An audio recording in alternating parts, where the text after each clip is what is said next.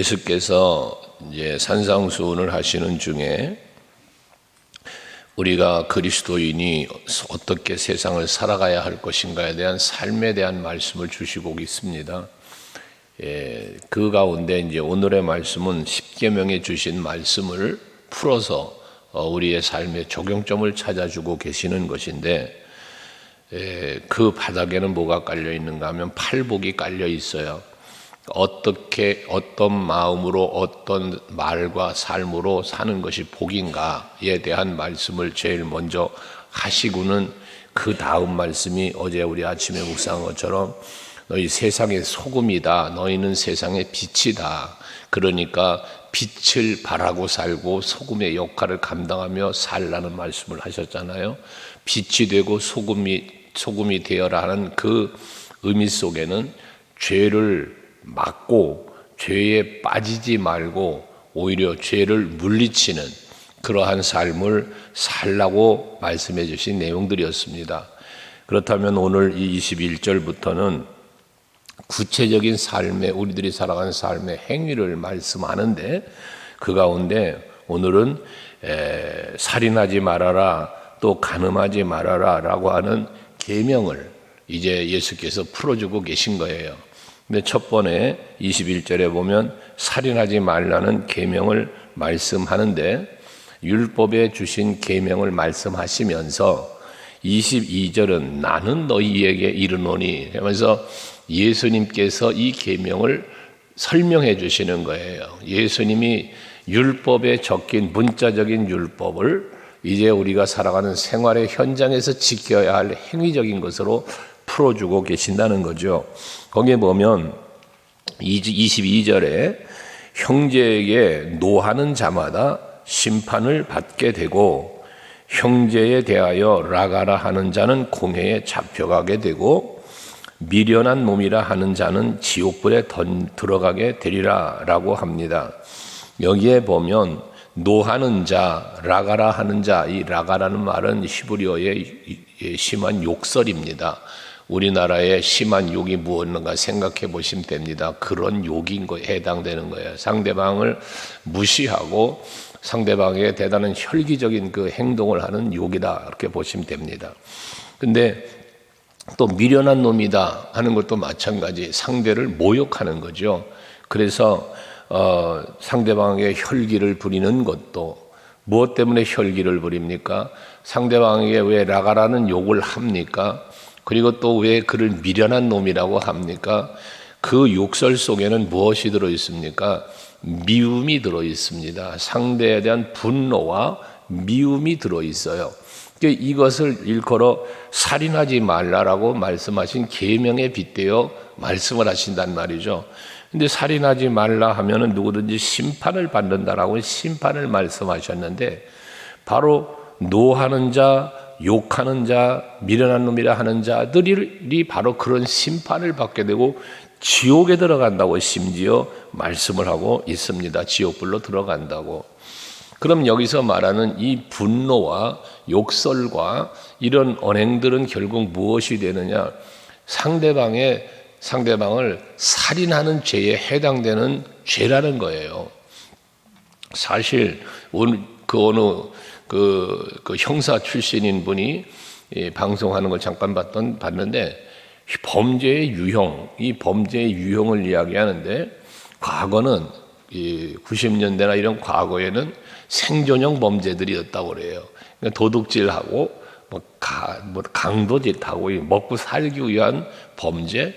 근데 언젠가부터는 그 범죄가 분노 조절을 못하는 그런 대로 치닫기를 시작했다는 거예요. 요즘에 일어나는 범죄는 대부분이 분노 조절이 안 돼. 분노 조절 장애라는 말들이 근래에 나왔잖아요. 그런 살인이나 범죄가 나온다는 거예요.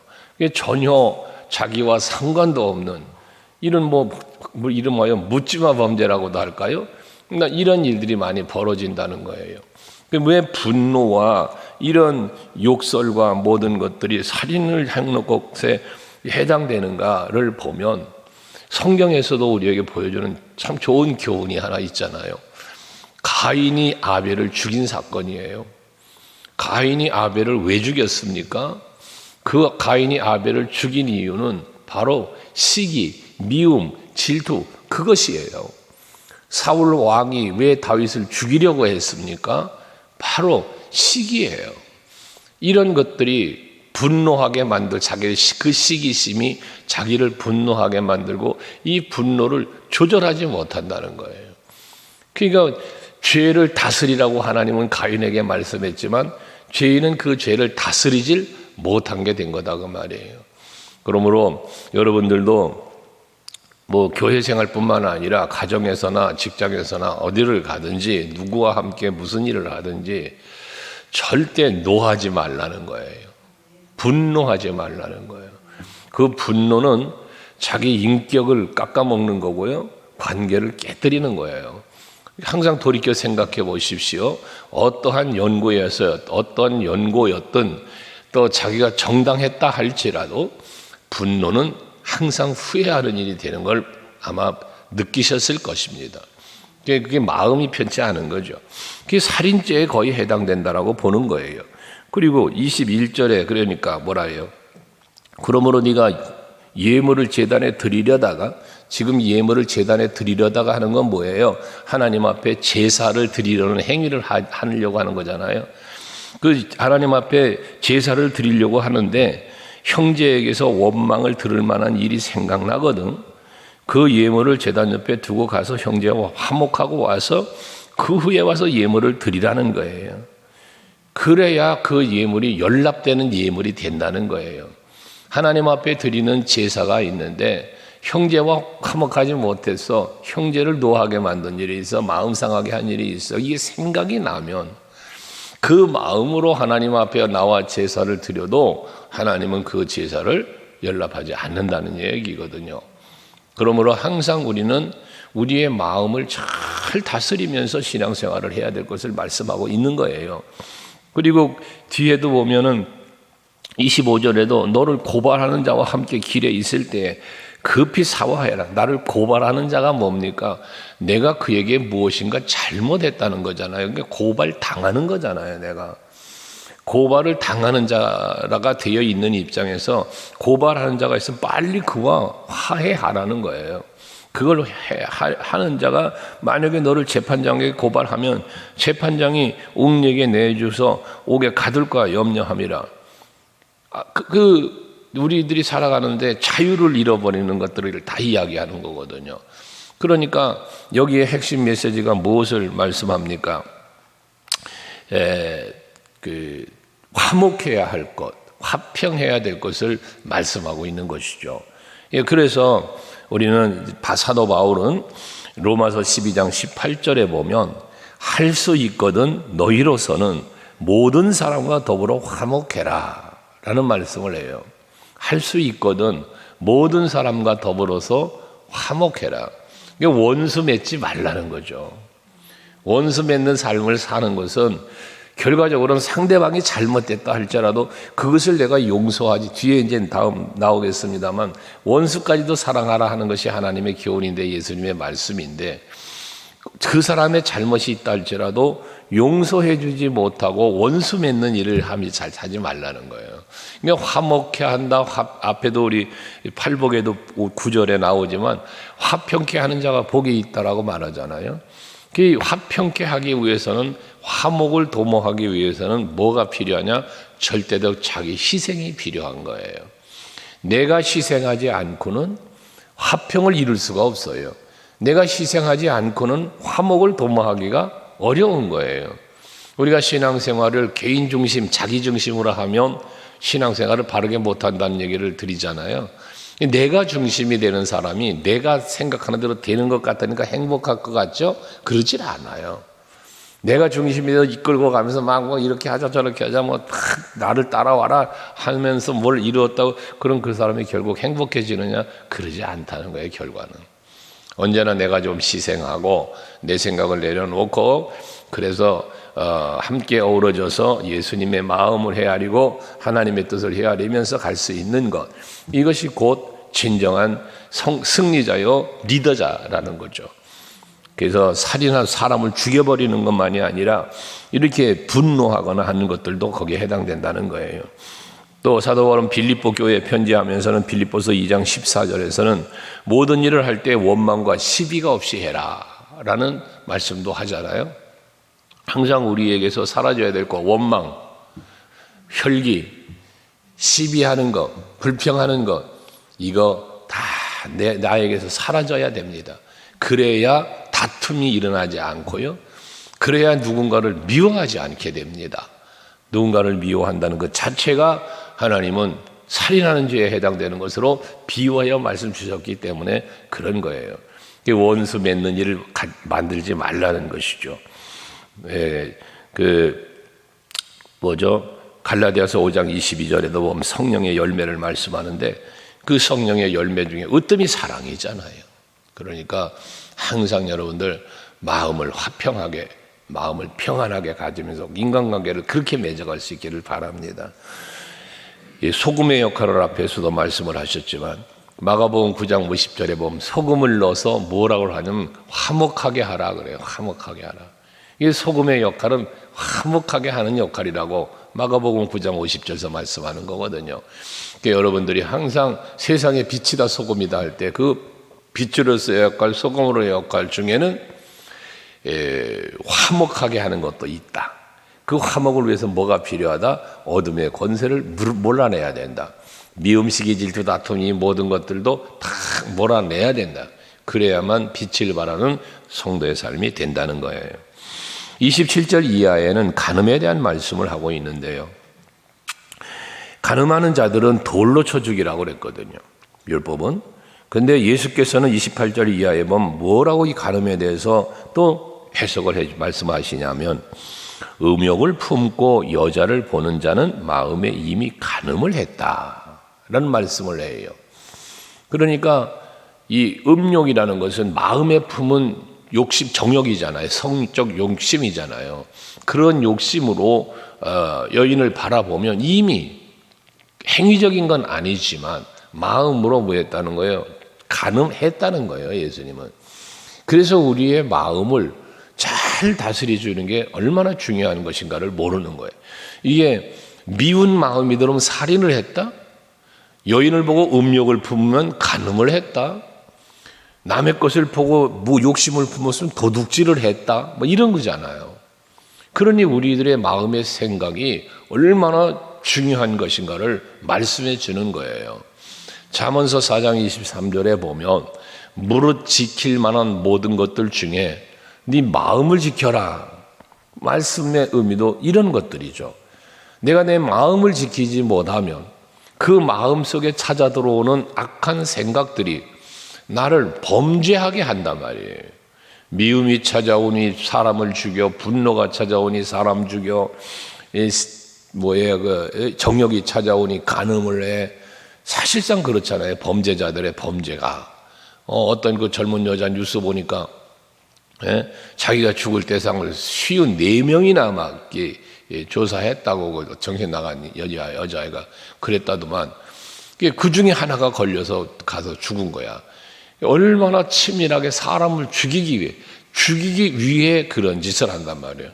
그 마음속에 찾아온 그 생각이 결과적으로 살인의 행위를 범한 거잖아요.